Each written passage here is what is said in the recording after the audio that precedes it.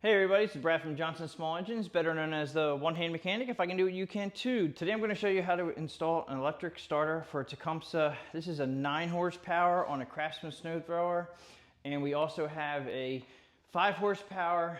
They're two different starters, and today I'm going to show you, in my opinion, how to install them. Now the first thing we need to do is we need to make sure that we get the right starter. I'm going to go ahead and put this up on the bench so we can get a closer look at it. Okay, so I have it up on a bench here. Okay, so back in the day, Craftsman had their own numbers. They started with a 143 for their horizontal Tecumseh engines. This one has a 143.049001. And once you have that number, you want to come over to the computer and you're going to look up Sears Parts Direct online. You're going to go to your web browser. Just go ahead and look for Sears Parts Direct. Once you find Sears Parts Direct, you're going to put in the model number up here, 143.049001. It says engine. You're going to click on that. Now we still don't have a Tecumseh number, but you don't necessarily need it. I just go to this website to get the part numbers. And right now we have the diagram. Well, they don't show the diagram here, but you have the electric starter, carburetor, rewind starter, 4-cylinder engine. So if you ever need any parts for that particular model, all the parts will be right here that you need. And the part numbers are basically Tecumseh part numbers.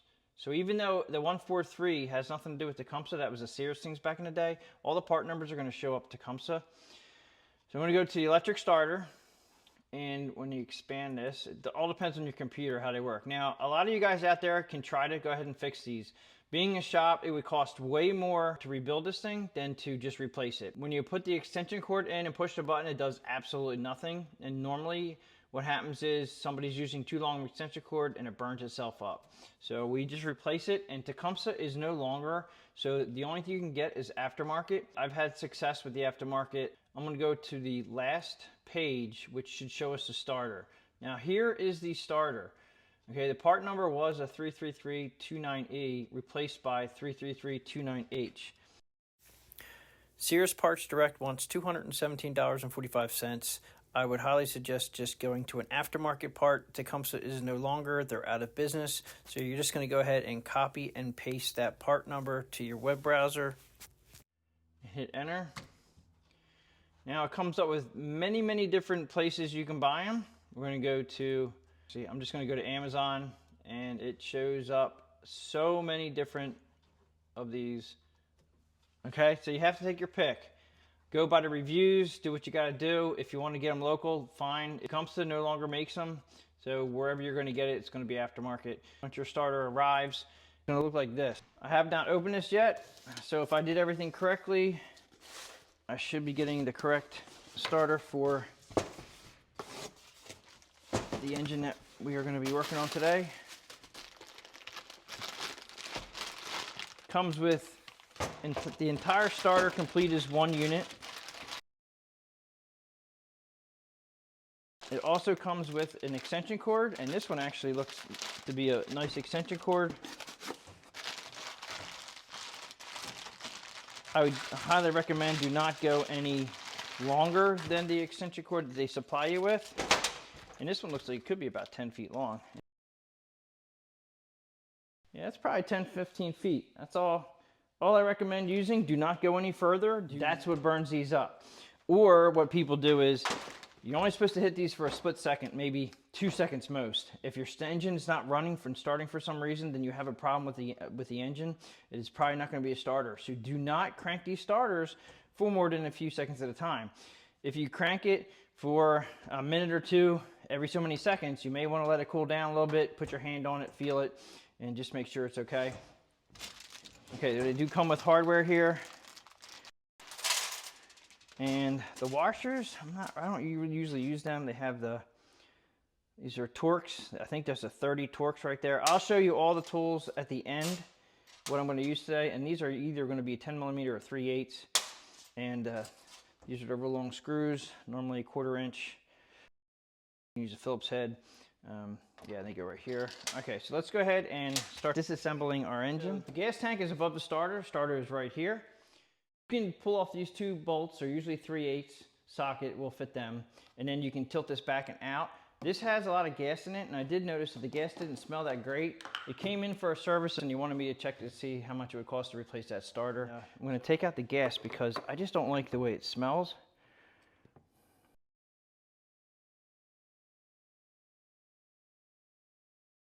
Okay, so I'm on a second container. I didn't realize there was so much in here. This is a pretty big gas tank.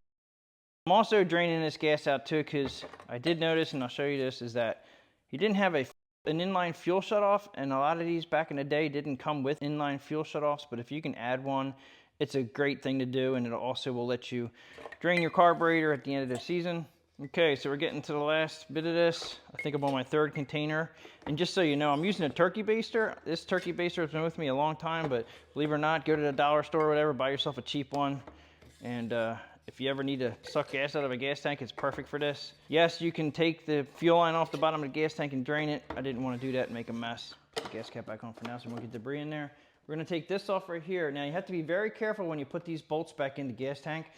Gas tank is plastic, and it will crack, and they will strip.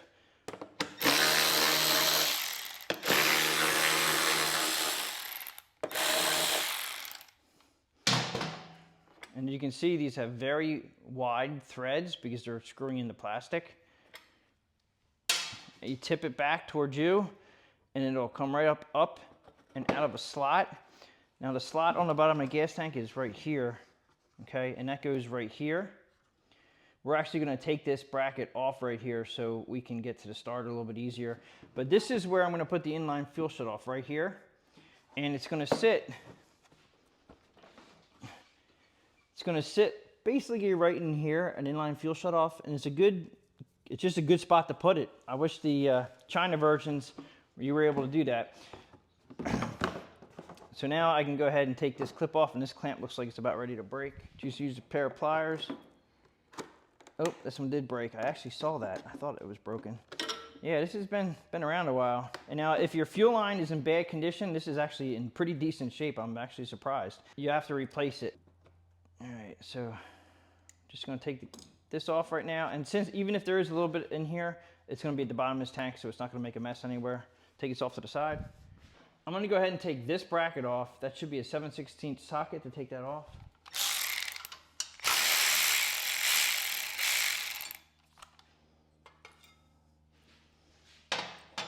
Now they have the two bolts that came with the kit. They look just like this. These are shoulder bolts, and this should just slide out from underneath there. Right now I'm going to go ahead and take this off. These should be 1/4 inch. And when I say 1/4 inch, I mean 1/4 inch socket.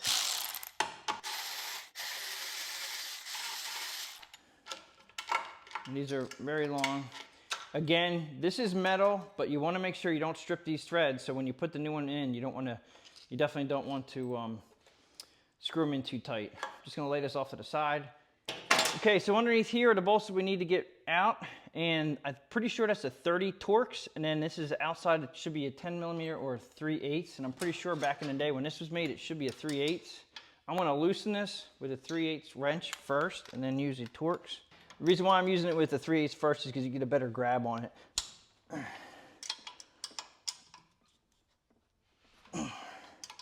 These are usually in by Loctite. They should be because there's a lot of vibration going on. Then we're going to take the 30 Torx head. Now you got to be careful, it might drop out on you. Like that. And it'll slide right down out of these brackets here.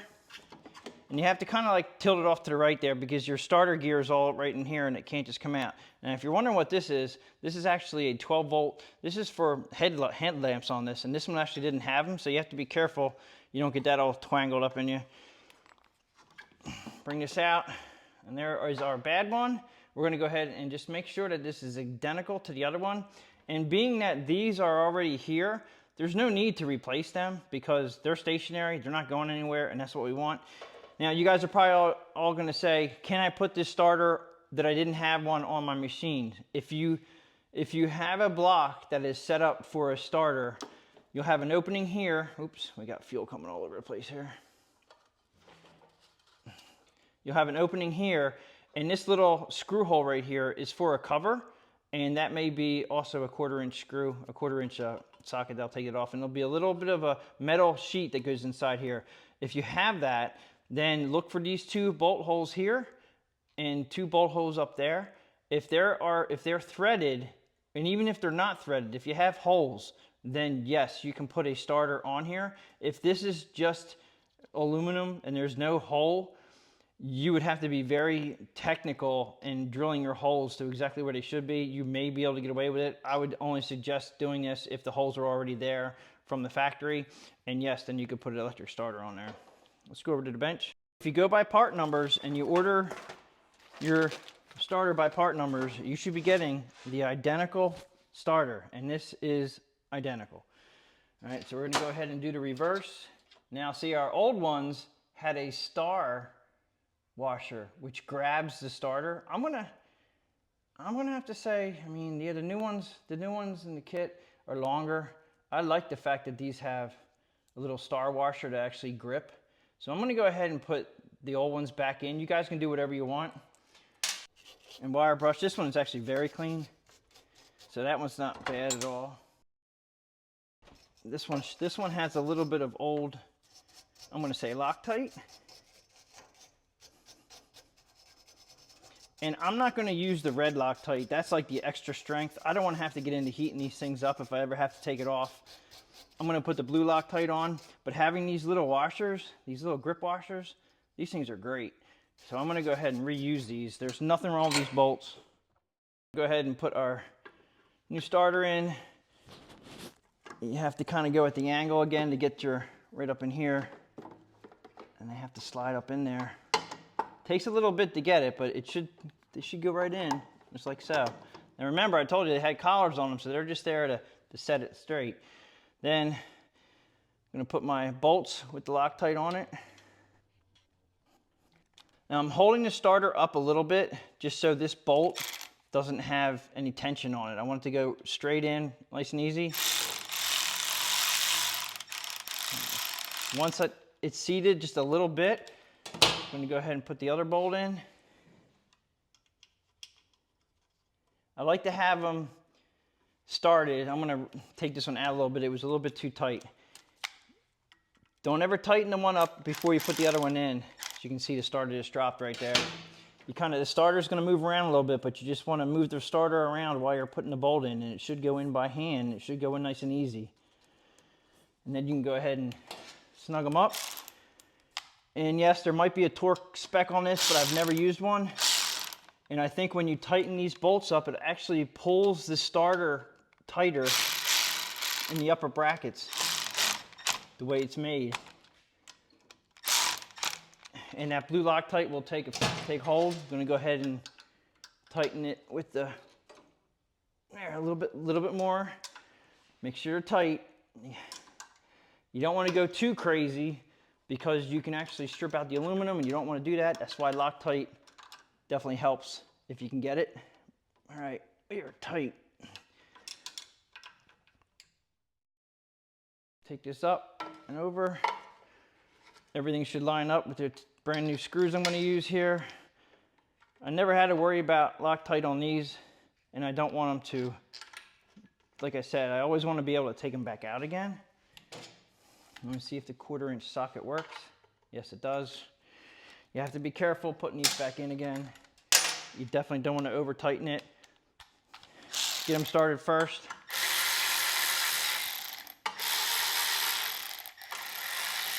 And I'm gonna put these in by hand. Use my 1/4 inch nut driver. I do not want to strip these.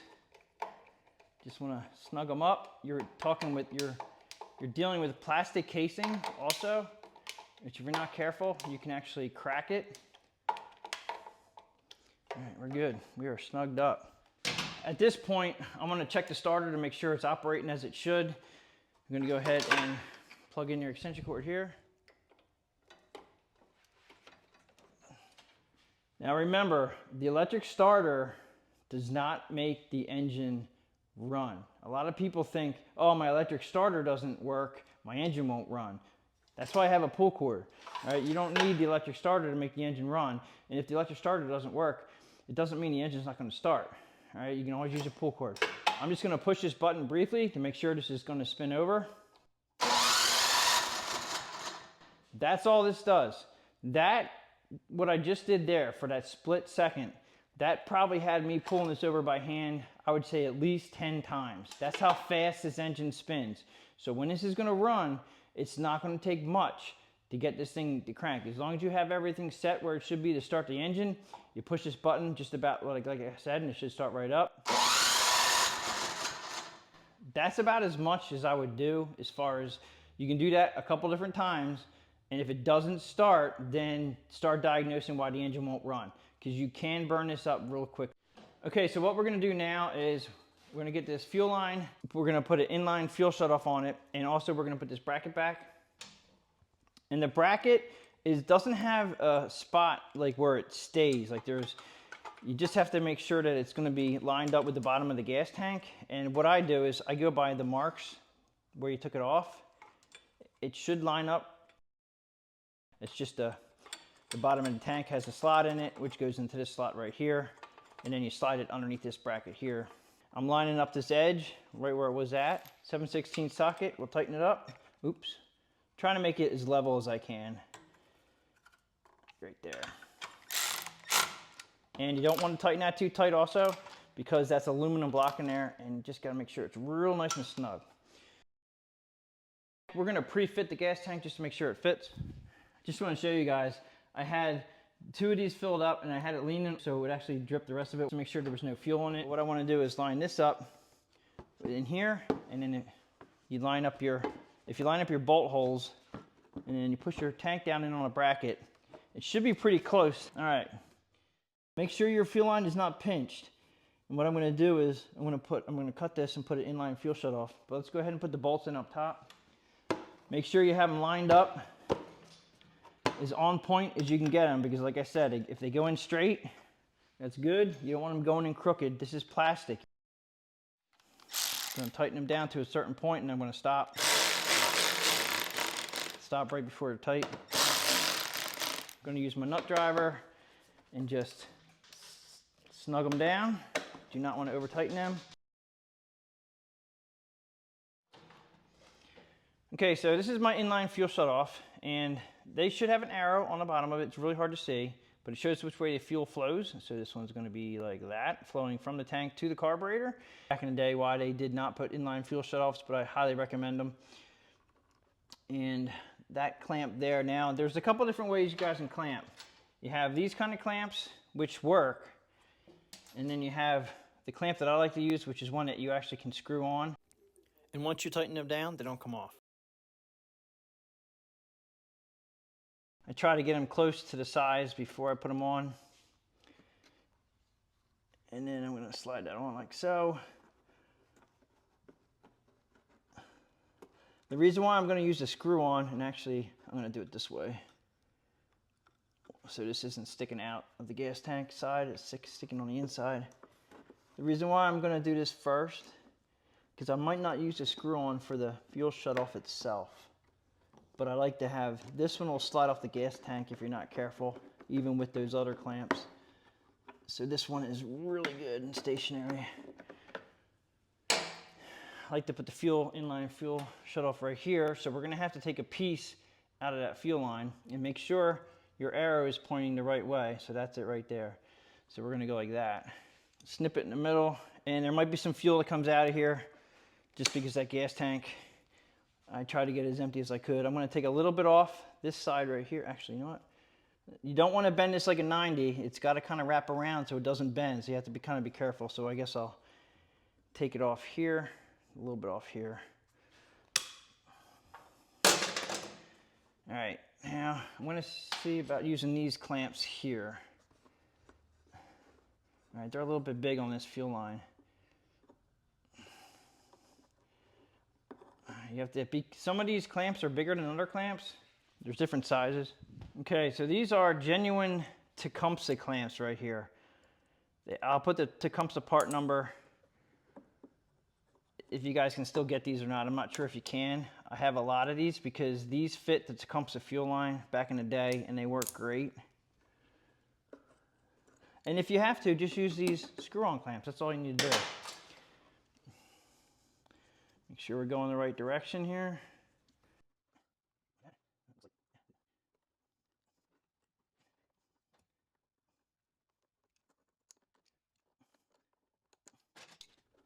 I'm going to try to get them up out of the way so they're not in our way. Turn the fuel valve off and on.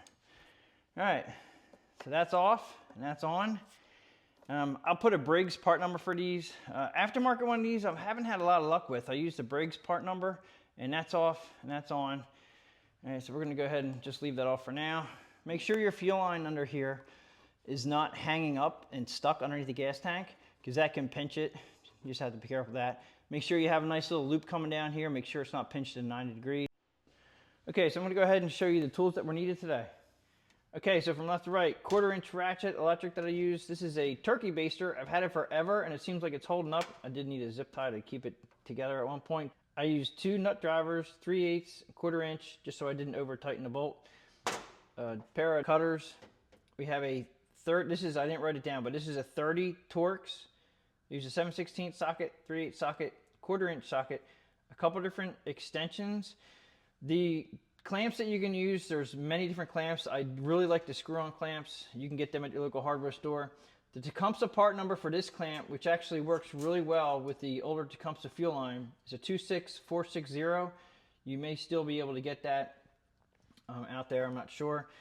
The inline fuel shutoff, Briggs and Stratton part number 494768. I'll put that in the link in the description below. We also had I used a 3/8 wrench so I could loosen up the bolts to the side of the starter first.